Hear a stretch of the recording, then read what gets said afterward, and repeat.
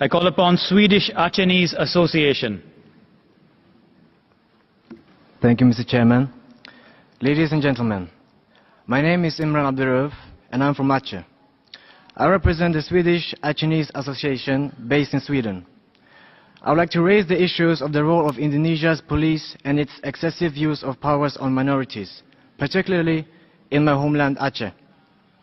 Aceh is a proud and culturally distinct people inhabiting the northern part of the island Sumatra. For almost 3 decades, Aceh had become a killing field for the Indonesian armed forces. In its efforts to contain the Free Aceh movement, GAM, thousands of Aceh civilians had been killed, including extrajudicial killings, torture, arbitrary arrests, and disappearances. But in August 2015, GAM and Indonesia signed a peace accord in Helsinki. Thus, one of the longest armed conflicts in Southeast Asia eventually ended. Just 2 months ago, Aceh marked the 10-year anniversary of the conflict's end. But despite promises by Indonesian government, this has been a lost decade for tens of thousands affected by the conflict, and the authorities have shown little interest in addressing past crimes. 10 years on, Aceh is still not a safe place to live in, and nothing significant has changed in regard to the behavior of police and other security forces.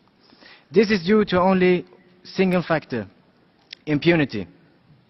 In this regard, Amnesty International has repeatedly revealed that despite a decade of supposed reform, Indonesia's police continue to be implicated in beatings, shootings, and even killing unarmed civilians without fear of persecution or sanction. Massive human rights violations have occurred in Aceh, particularly in between 1990 to 2004, and those responsible have never been prosecuted or punished.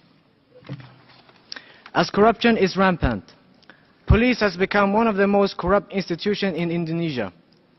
Problems related with bribery are everywhere, whether it be with police, judges, prosecutors, etc. Indonesians have this culture when it comes to their dealing with the law. Mr. Chairman, SAA fully supports the above-mentioned international convention and also supports the forum recommendation of the Articles 22, 23, and 26. But our experience shows that the state, the forces that should prevent human rights abuses, are at the same time the perpetrators themselves. The police, for example, is at the same time the criminal. Therefore, the Swedish Aceh Association strongly urges Indonesia to adhere to the ICCPR Article 6 of 1 and even the Articles 3, 4, and 7 of the UN Basic Principles on the use of force and firearms by law enforcement officials. Thank you for your attention. Thank you.